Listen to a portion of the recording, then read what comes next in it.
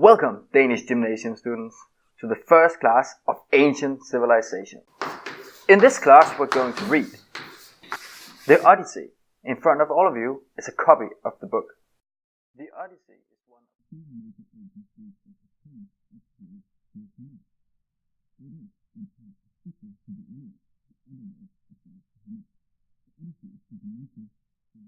of Okay, good that all of you are interested in reading this awesome story.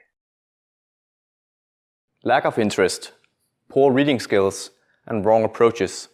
These are just some speculations in why the differences in grades between Danish male and female students in the gymnasium has increased between 2006 and 2013, mostly in favor of the females.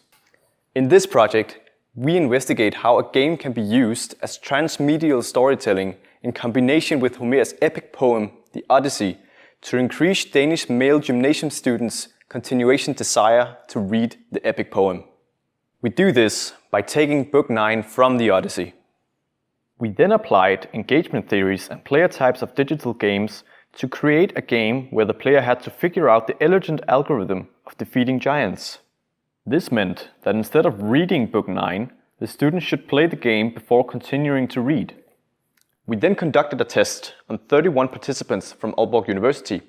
We used explanatory, sequential, mixed methods to measure how the motivation changed after being presented with different stimuli and their general attitude towards the idea. Before and after each stage, we would stop the participant to measure their desire to continue. First, we present a poster, which we relate to a rabbit hole.